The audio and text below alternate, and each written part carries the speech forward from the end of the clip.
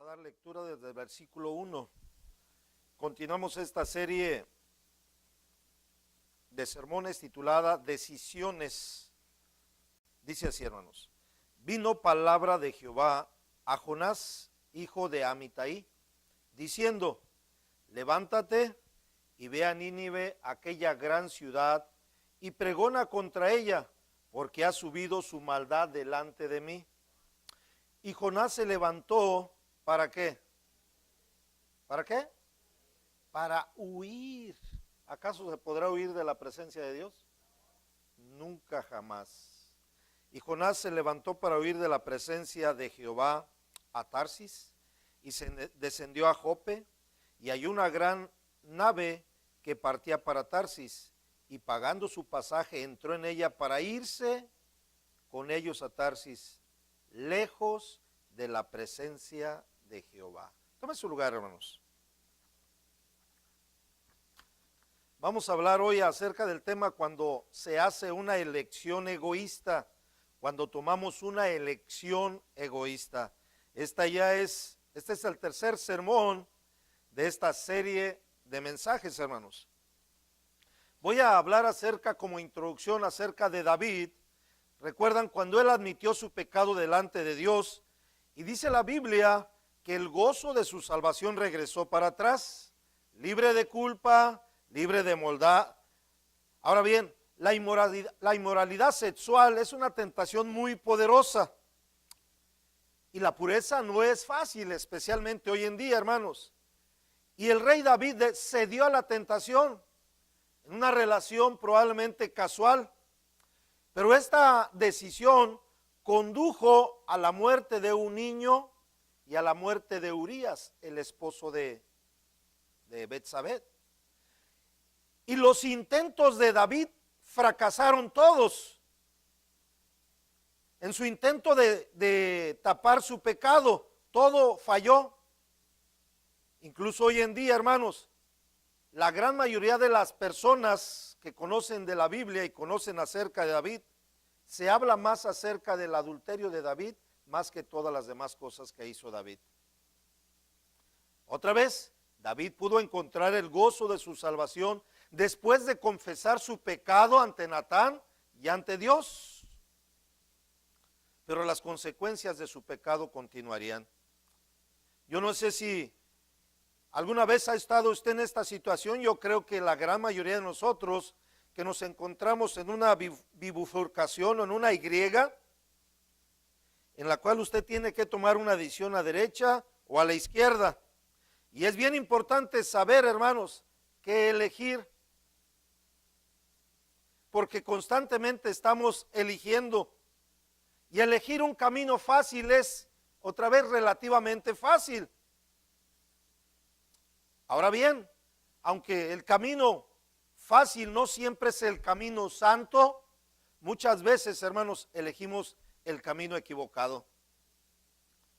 Y elegimos el camino equivocado porque somos impulsados por nuestros deseos.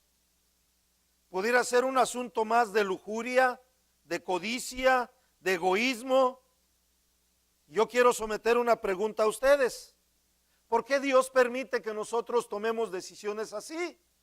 Bueno, la respuesta es que Dios nos dio libre albedrío. Dios nos dio la oportunidad de decidir y de escoger. Por eso este tema estamos hablando todas estas semanas, la importancia de nuestras decisiones.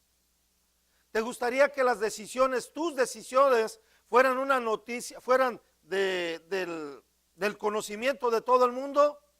Bueno, eso fue lo que sucedió con David, y eso va a suceder también con el hombre de esta mañana, con la historia de este hombre llamado Jonás.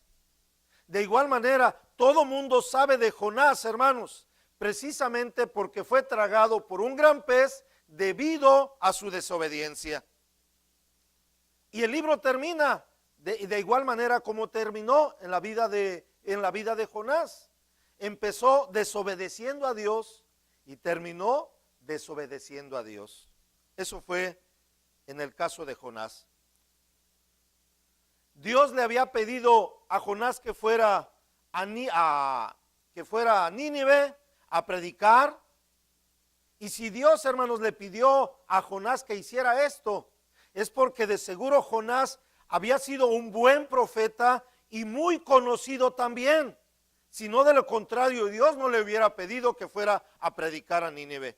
Pero él es bien conocido también por causa de su rebelión. Él no quiso ir porque por intolerante no podía tolerar a la gente a esta gente de Nínive. No fue porque era cobarde, no era cobarde, porque inclusive él les pidió a los marineros que lo tiraran, que lo arrojaran al mar para que muriera.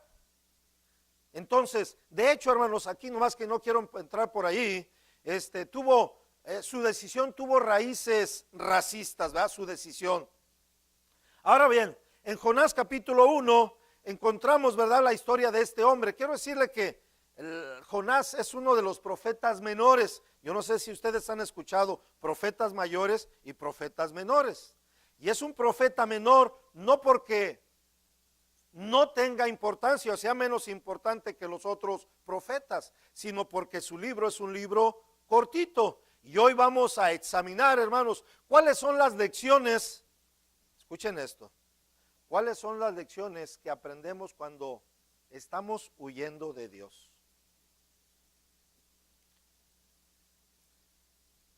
Número 1, en primer lugar, dice el versículo 3, 1:3. ¿Estamos en Jonás 1:3?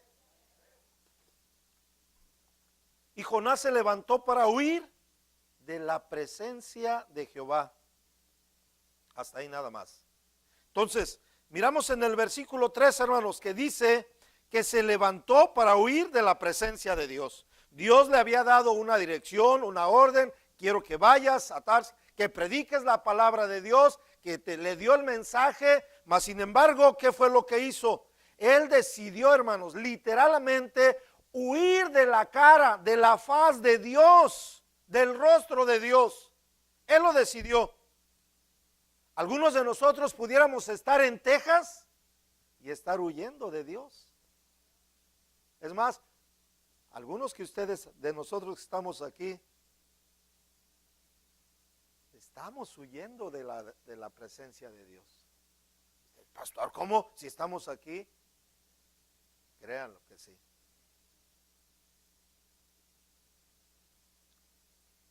Entonces, dice la Biblia que en el versículo 3, estando huyendo, ¿verdad?, de la presencia de Dios, tomó un barco, pagó y dice que descendió a Jope.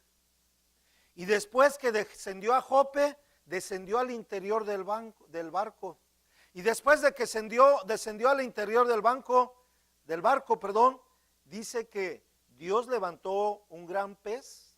Primero levantó una gran tempestad Dios y después levantó un gran pez que se tragó a Jonás. La pregunta, usted dice, pastor, ¿por qué Dios andaba persiguiendo a Jonás? Y la respuesta es esta: porque Dios no había terminado con Jonás. Y si Dios, hermanos, no ha terminado con Jonás, de igual manera, si usted es una persona que tiene a Cristo en su corazón, escuche esto, por favor. No importa dónde usted vaya, donde intente esconderse, Dios lo va a seguir. Dios lo va a perseguir. No importa dónde usted ande. Y usted dice, pastor, ¿cómo me va a perseguir Dios si Él es un Dios invisible que no podemos ver? ¿Cómo está diciendo que usted nos va a perseguir? ¿Saben cómo Dios nos puede perseguir? A través de las circunstancias. Dios levantó una gran tempestad en la vida de Jonás. De igual manera, Dios puede levantar situaciones, crisis, problemas económicos, familiares, eclesiásticos, inclusive con la suegra. ¿Cómo de que no? Ahora, mientras que Dios está haciendo, hermanos, persiguiendo a este hombre a través de las circunstancias, a través de los problemas, a través de las crisis, ¿saben lo que estaba haciendo Jonás? La tempestad, hermanos, el barquito, ¿verdad?, estaba siendo sacudido, los peces estaban muriendo como resultado de la tempestad. Los marineros totalmente angustiados y desesperados porque estaban mirando una terrible tempestad. Y mientras todo esto sucedía, ¿saben qué estaba haciendo Jonás? ¿Qué estaba haciendo? Dormido, estaba durmiendo. Y llegó el capitán del barco y le dijo: hombre, ¿qué estás haciendo? ¿No sabes lo que está pasando? ¿Qué es lo que podemos aprender aquí, hermanos? ¿Qué es lo que está tratando de decir Dios a través de esto? Escuchen esto. Pongan atención a esto. Que es posible, es muy posible, es muy seguro que podamos tener una conciencia tranquila y dormir bien a pesar de que estamos en desobediencia. Por eso nos preguntamos: ¿y cómo, mira, después de estos problemotas, y tú puedes estar dormido? ¿Tú puedes estar dormida? Sí es posible, porque ese es el corazón del ser humano. Dice la Biblia: engañoso es el corazón del ser humano. ¿Quién lo puede entender? Entonces, ¿es posible, hermanos, estar en desobediencia y tener una mente tranquila? La respuesta es sí. Sí podemos descansar bien, sí podemos dormir bien, a pesar de que estemos en desobediencia con Dios.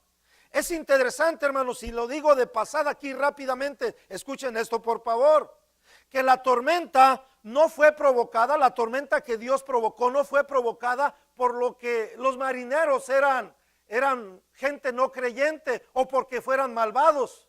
No, hermanos, la tormenta fue levantada por causa de un creyente en desobediencia.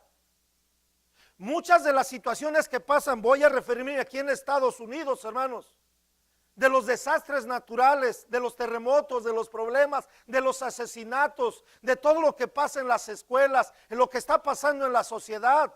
Pensamos que es por causa de Hollywood, pensamos que es por causa de los Ku Klux Klan, probablemente sí, pero también mucho de lo que está sucediendo actualmente en los Estados Unidos es por causa de muchos creyentes desobedientes.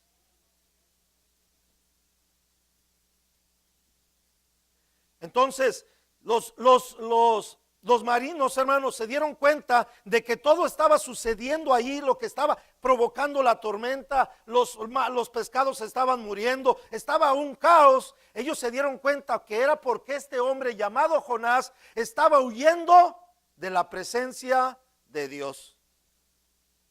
Y él fue muy honesto, ¿verdad, Jonás? Porque muchas veces uno dice o he escuchado: es que yo estoy siendo honesto con Dios.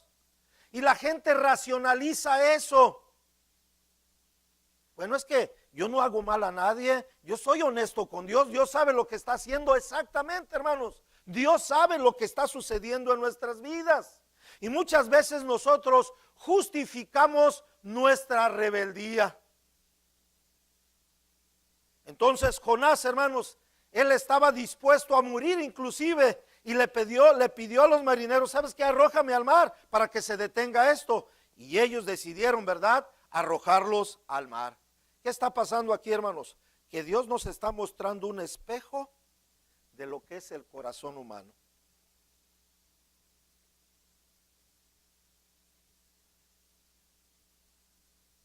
Que por naturaleza somos necios y tercos. Como que no están de acuerdo conmigo, ¿verdad?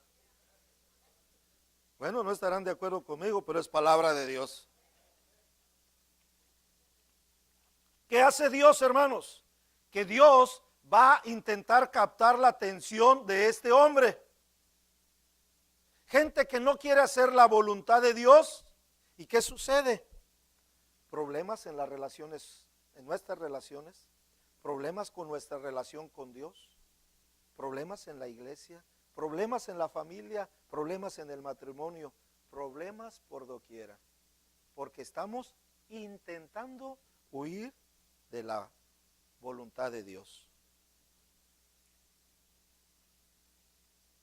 ¿Y qué hace Dios, hermanos? Gentilmente, Él sigue persiguiendo a cada uno de nosotros. Número 2, la segunda lección es que cuando te arrepientes, Dios nos escucha. Dios nos escucha. Todos sabemos, hermanos, lo que sucede cuando nos comemos un pescado en mal estado. ¿Qué va a pasar? Nos intoxicamos, esa es la palabra. Hay intoxicación. Pero ¿qué pasa cuando un pescado se traga a un hombre que anda mal?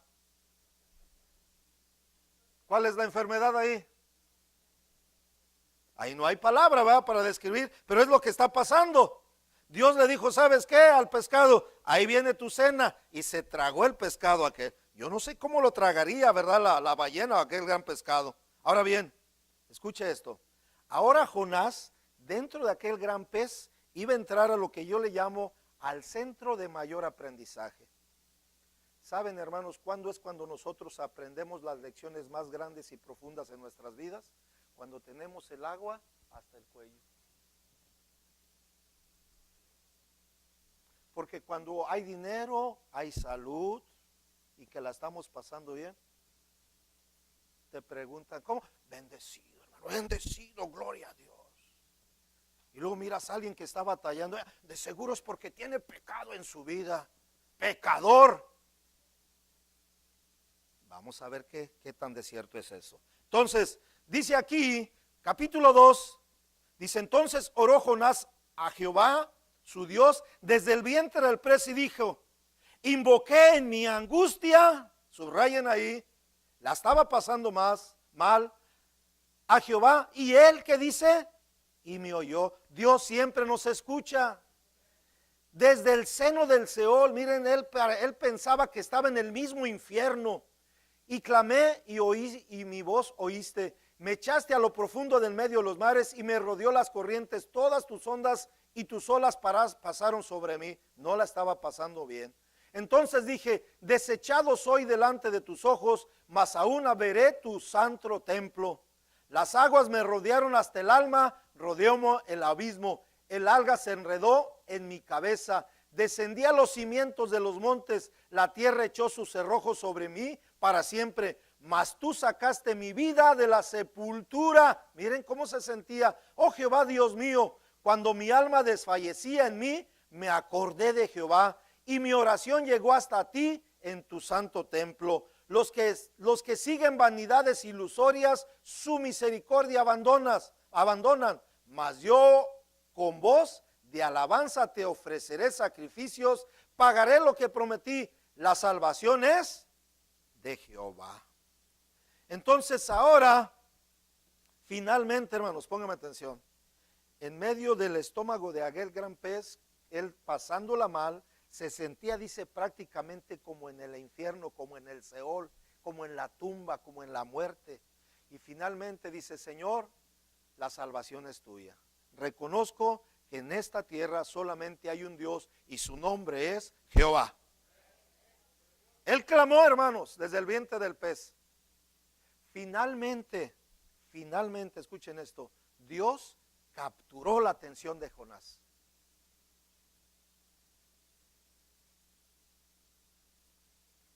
Entonces, a veces me da la impresión, hermanos, de que Jonás llegó a Nínive con un color verde como resultado de que estuvo allí en el pez y que los jugos gástricos habían deformado el color de su piel. Pero después vamos, si usted mira un mapa de aquel entonces, un mapa bíblico, se va a enterar de que Nínive estaba como a 400 kilómetros del mar, unos 800 millas, muy lejos. De tal manera que para caminar desde Nínive, desde el mar hasta Nínive, hermanos, tuvieron que pasar semanas, días y quizá meses. Cuando dice la palabra de Dios, ¿verdad? En el capítulo 3, que vino la palabra de Dios por segunda vez.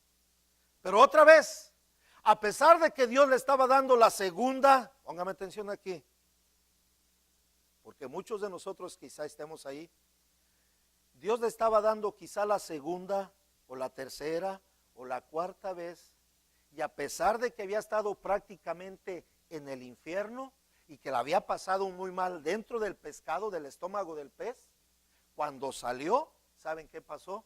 Seguía con la misma actitud. ¿Cuántos de nosotros estamos así? De que Dios nos bendice, nos saca de una, después nos saca de otra, y después nos saca de otra, y seguimos con la misma tibieza espiritual, y seguimos con la misma mala actitud, y no hemos comprendido, no hemos aceptado una cosa que todo ser debe reconocer, que aún hasta los animales de Nínive reconocieron, que el único Dios que existe en la tierra es Jehová de los ejércitos.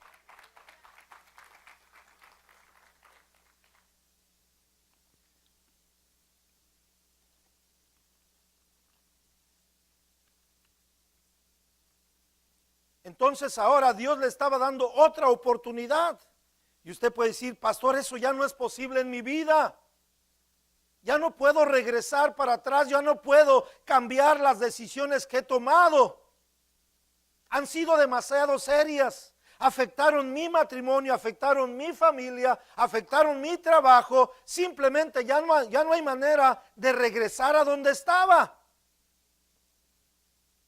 Pero ¿qué es lo que pasa, hermanos? De eso es lo que se trata estos sermones. Que cuando nos arrepentimos, Dios, escuchen, esto es lo que me encanta, hermanos de Dios. Que cuando nos arrepentimos y cambiamos nuestra manera de pensar y cambia nuestro corazón, cuando le damos un sí a Dios, ese es el arrepentimiento. Dios empieza otra vez a tejer situaciones en nuestra vida para darnos una segunda oportunidad y para bendecirnos. A pesar de nuestras malas decisiones.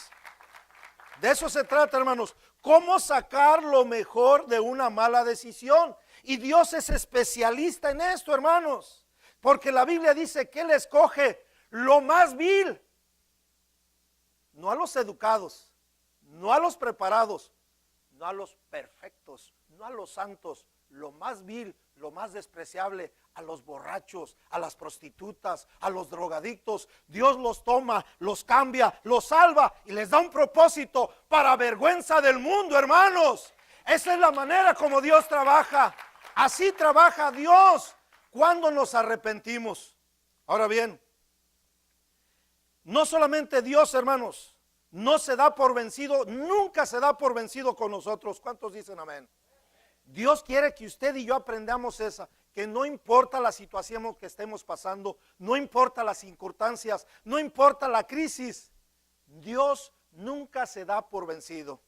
Y Él quiere que aprendamos eso, hermanos, que nunca nos demos nosotros por vencidos.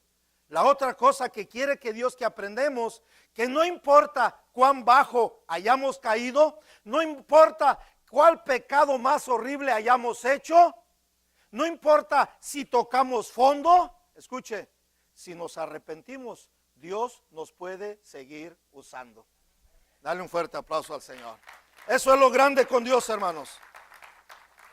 Simple y sencillamente. Ahora bien, puedo hablar claramente de esto, hermanos.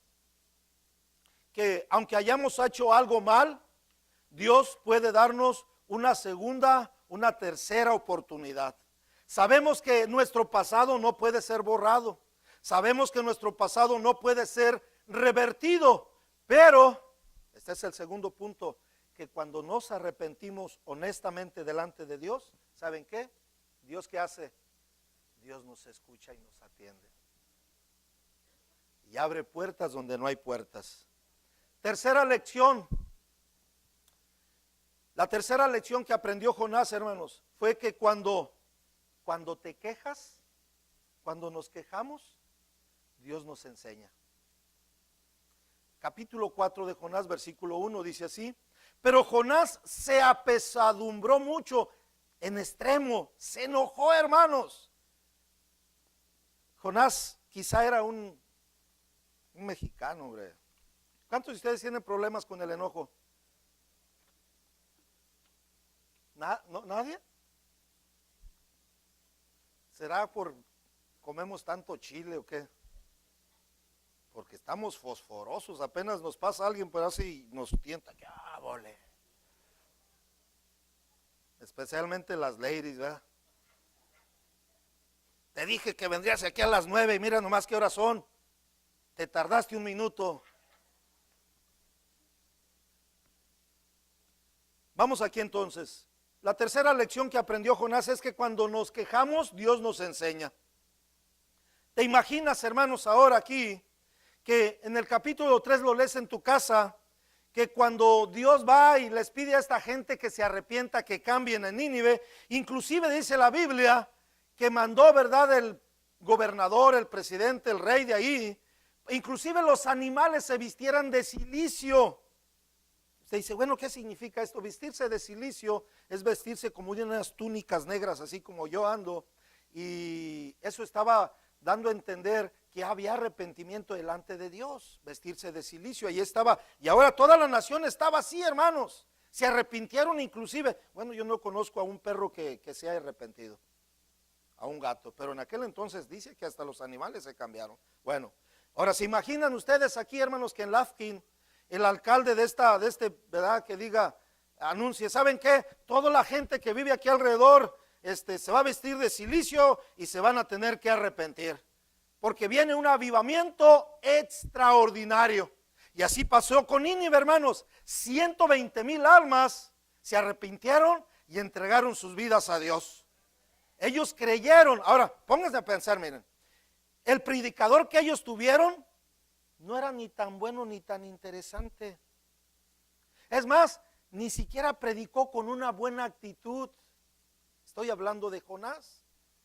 Pero la lección, hermanos, póngame atención otra vez aquí, lo asombroso que Dios puede hacer en la vida del ser humano. Él puede anular nuestra fragilidad. ¿Qué está diciendo, pastor? Que cuando usted se dispone a obedecer a Dios, no importa que sea mal predicador, que sea mal maestro, que enseñe mal, que predique mal, aún así, Dios puede hacer que se esconda esa fragilidad y que la honra y la gloria se la lleve Él. Por aquí tenemos un mal predicador. No era buen tema, no tenía buena actitud, mas sin embargo, Dios se agradó de lo que estaba haciendo. Entonces, Jonás, hermanos, se disgustó mucho por causa de que la gente le hizo caso a su mensaje. Se enojó. Imagínense, hermanos, que yo predicara a 120,000 personas y que todos aceptaran a Jesús y que todavía así yo estuviera enojado. Bueno, sucedió con Jonás, hermanos. ¿De qué está hablando, hermanos? Usted podría preguntarme, ¿de qué está hablando? Estoy hablando, hermanos, de que el corazón humano así es. Jeremías dice que el corazón, hermanos, el corazón dice, engañoso es el corazón más que todas las cosas, perverso, malo. ¿Quién lo conocerá? Solamente Dios. Y ahora, ¿qué podemos aprender aquí, hermanos? Después viene una serie de eventos que si los leo nos tardaríamos mucho. Jonás hace esto, hermanos, predica a toda la nación, todos se arrepienten, y dice la Biblia en el versículo 4 o 5, ¿están conmigo?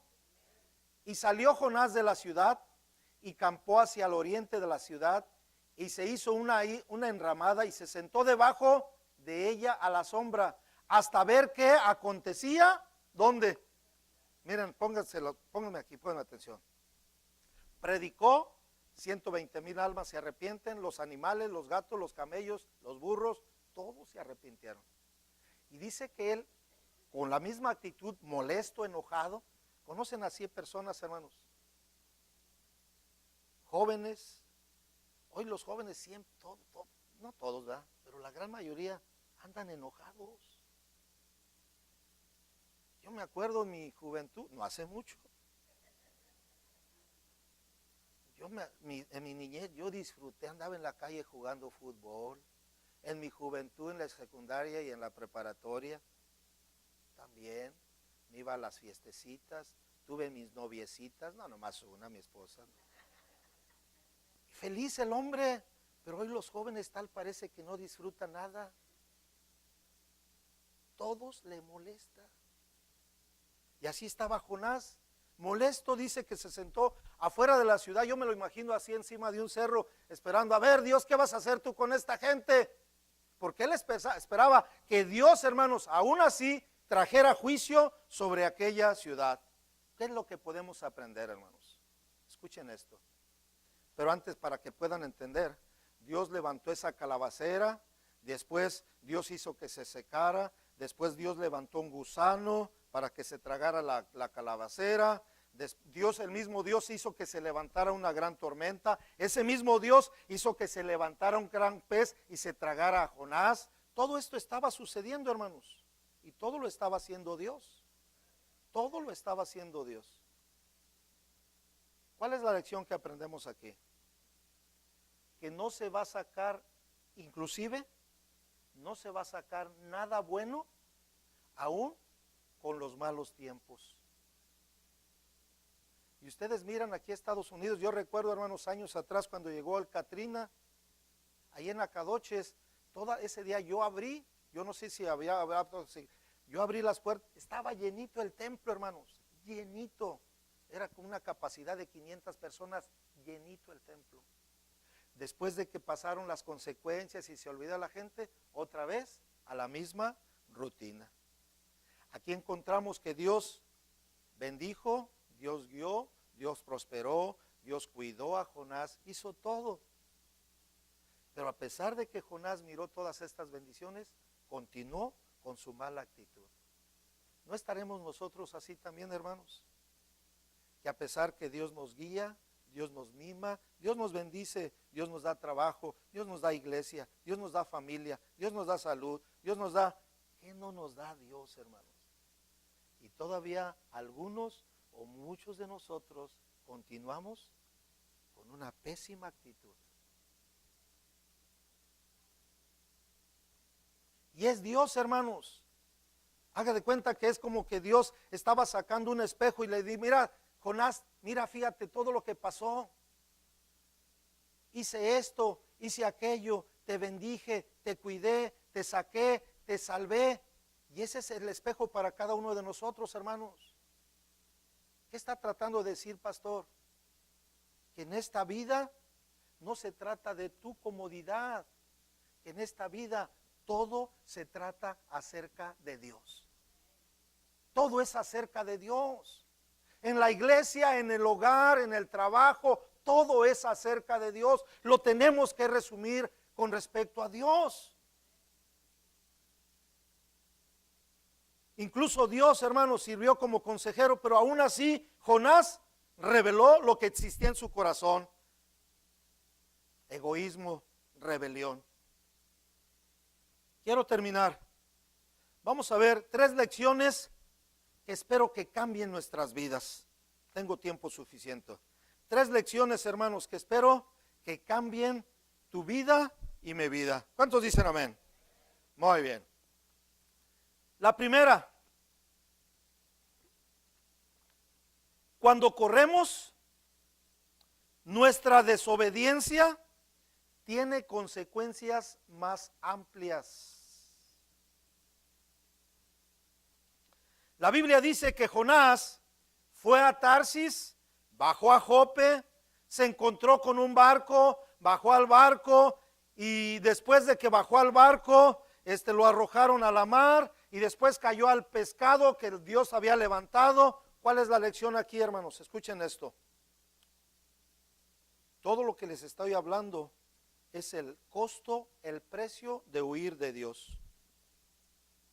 Cada vez que estamos tratando, póngame atención, cada vez que estamos intentando, porque nunca lo vamos a lograr, cada vez que estamos intentando huir de la presencia de Dios, vamos a tener que pagar un precio. Pero no solamente Jonás tuvo que pagar el precio. Miren cuánta gente no batalló, hermanos, por causa de la decisión de un solo hombre. Los marineros tuvieron que tirar todos sus enseres o a lo mejor toda la comida que traían para el resto del viaje, hermanos. Los marineros, Jonás tuvo que pagar el precio, los marineros tuvieron que pagar el precio, la gente que estaba alrededor, la familia de los marineros, la familia de Jonás tuvieron que pagar el precio. Pero no solamente ellos, hermanos, Nínive tuvo que pagar un precio también muy alto como consecuencia de un profeta desobediente. Usted dice, pastor, pero ¿por qué Nínive si 120,000 almas se arrepintieron y se salvaron? Porque, otra vez, desde el mar hasta Nínive habría cerca de 800 millas en carro. ¿Cuánto es?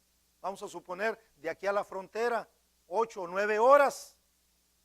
Caminando serían meses, quizá un año. En el transcurso de un año, ¿cuántas personas no murieron en Nínive? Sin esperanza y sin salvación.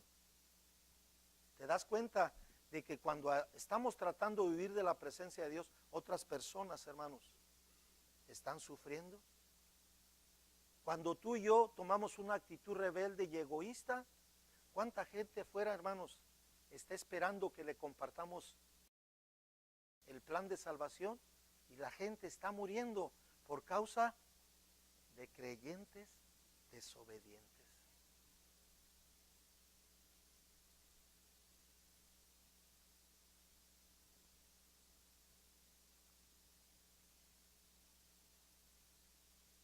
Qué tremendo relato, hermanos. Deje que platicar cuando, por ejemplo, para que ustedes puedan entender cómo se va armando un sermón. Tengo aquí este punto. Entonces, para abrir una ventana y hacerles más claro el mensaje a ustedes, hay lo que se llama en hermenéutica o en homilética, ilustraciones. Entonces uno como predicador piensa, me voy a ir al reino animal, al reino vegetal, al trabajo, ¿dónde puedo encontrar una buena ilustración para llevárselo a la iglesia? Y encontré una buena ilustración, es una historia real. En el año del 1947, 16 de abril, en la ciudad de Texas City, si usted viviera en aquel entonces, usted hubiera sido testigo de un gran desastre, uno de los desastres más grandes de Estados Unidos. ¿Qué fue lo que pasó? Una explosión violenta, hermanos, un poco menor a lo que sucedió allá en las ciudades japonesas Hiroshima y Nagasaki, ¿estoy correcto? Cuando Estados Unidos soltó 2 bombas por allá. Algo semejante ocurrió aquí en Texas, no sé si usted lo haya sabido. Basta decir que en aquel entonces murieron 500 personas, 3,000 personas quedaron heridas, quizá mutiladas, quizá sin manos, sin piernas, marcadas de por vida. ¿Qué pudo causar, hermanos, un desastre tan grandísimo aquí en Texas? Bueno, fue el hecho de que un hombre desobediente, un hombre irresponsable, prendió un fósforo. Cuando estaba prohibido fumar, hermanos, era un marinero que estaba escondido, desobedeciendo las normas de la embarcación. Y uno de los guardias, cuando estaba haciendo su recorrido, encontró que este hombre había prendido el cerillo para llevárselo y prender su cigarro. Y dice, ¿verdad?, que el marinero, cuenta la historia, que cuando miró al vigilante, tiró el cerillo para esconder su desobediencia. Y había ahí muchas cosas inflamables y empezó a arder la cosa. La sustancia que llevaba el barco es nitrato de amonio, no sé qué sea esto. Pero dice que mientras estaban forcejeando el guardia con el marinero, porque fuiste desobediente y eso y aquello, muchas veces pasa así en la iglesia, mientras usted y la gente se está muriendo allá. Porque otra vez todo se trata de Dios. Y estaban forcejeando y de pronto empezó el pequeño incendio. Y tal, hermanos, fue que por el descuido de estas personas, por la negligencia y la responsabilidad de solo un hombre, explotó el barco, explotaron otros 2 barcos, empezó a caer cosas flamables dentro de la ciudad, que se quemó toda la ciudad. 500 personas murieron y otras 3,000 quedaron, hermanos, lisiados, por decirlo así. Todo por la desobediencia de una persona. Póngase a pensar, hermanos, los efectos, ponga a pensar por favor, los efectos negativos que causa nuestra desobediencia. Pero quiero llevarlos más para allá. El efecto positivo escuchen esto, el efecto positivo que se supone que deberíamos de tener en la gente que está a nuestro alrededor. Cuando estemos haciendo lo equivocado y lo erróneo, la manera como afecta nuestro testimonio con nuestra familia, con nuestros hermanos, con nuestros hijos, inclusive los hijos con sus padres. Esto, hermanos, es algo tan serio, tengo que decirlo, que mucha gente puede estarse yendo o se ha ido al infierno por causa de que nosotros no tuvimos un buen testimonio. Este mensaje habló a mi corazón, a mi conciencia, de la responsabilidad que tengo delante de Dios. Y yo creo que en su mente dice, sí, pastor, usted tiene mucha responsabilidad, pero usted también no tiene poca responsabilidad. Usted también tiene mucha responsabilidad porque usted tiene el Espíritu Santo de Dios y el privilegio de hablar de Jesús a esta gente que se está perdiendo. 2, debemos asumir nuestra responsabilidad por la desobediencia, hermanos, antes de que podamos esperar que Dios se encargue de volver a encaminarnos. ¿Cuál es la causa, hermanos? ¿Cuál es la causa más común de los divorcios, de las rupturas de las relaciones, de los problemas que existen aquí? Póngame atención. ¿Cuáles son las causas mayores por las que exista divorcios, por las que tengamos problemas en nuestras relaciones, porque se desquebren todas las familias, los matrimonios, la iglesia? Póngame atención aquí. Aquí está la respuesta. Es porque muchos de nosotros no nos hacemos responsables de nuestros actos. Siempre estamos echándole la culpa a otras personas.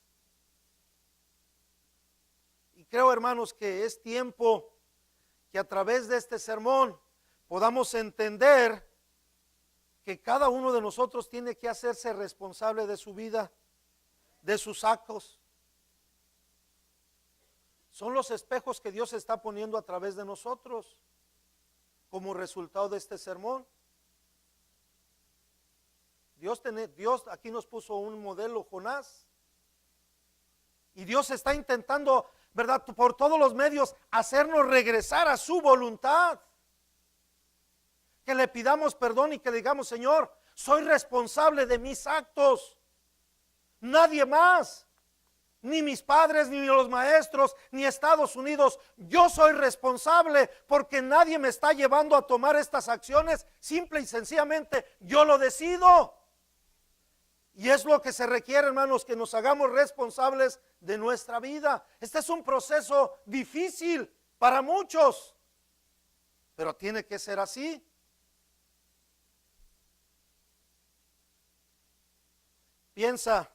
Pensemos, hermanos.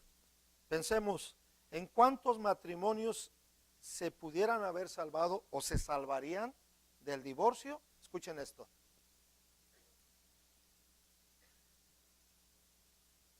O relaciones con el simple hecho de sentarse, ¿verdad? La pareja, uno por delante y el otro ahí. ¿Sabes qué, mi amor? En mi caso mío, yo soy responsable, yo me hago cargo de mis actos. Perdóname. ¿Qué tiene que hacer la mujer? Así te quería tener, chiquitito, a mis pies, besando esta manita. Órale, ¿me estás oyendo? Y no. De igual manera, una vez que escuchara a la mujer eso, ¿verdad? Otra vez, sin reclamos, sin arrojar nada, simplemente, ahora yo también, Jani, tomo mi responsabilidad y vamos a hacer que esto trabaje. Cuando cada quien asume su responsabilidad, sin tratar de huir de nada ni de nadie. Comunicarnos como personas pensantes y civilizadas. Termino. 3, la última lección, que hay algunas oportunidades, que se pierden para siempre. Póngame atención en este versículo. No se los doy porque ya estoy por terminar, para no tardarnos. Miren lo que dice. Se encuentra en Mateo, pero no lo busquen porque no quiero que nos tardemos ya. Dice así la palabra de Dios. Escúchenlo nada más. Es sobre el mismo tema, hermanos. No me voy a salir del tema. Es el mismo tema. Dice así. Pongan atención. Porque como estuvo Jonás en el vientre del gran pez 3 días y 3 noches, así estará el Hijo del Hombre en el corazón de la tierra 3 días y 3 noches. Los hombres de Nínive, estamos hablando de esta generación, se levantarán en el juicio con esta generación y la condenarán, porque ellos se arrepintieron a la predicación de Jonás, un mal predicador con una mala actitud, inclusive ni siquiera un buen sermón, hermanos. Dice, pero he aquí, más que Jonás, en este lugar, el Señor Jesucristo. Pongan atención. Los hombres de Nínive dice que se van a levantar en el día de juicio para condenar esta nación o condenar esta generación que está distribuida alrededor del mundo. Piensen por favor esto, hermanos, piensen por favor. En todas las oportunidades que nosotros tenemos, más que la gente de Nínive. Jonás, hermanos, en aquel entonces, otra vez repito, no tenía un buen tema, tenía una mala actitud.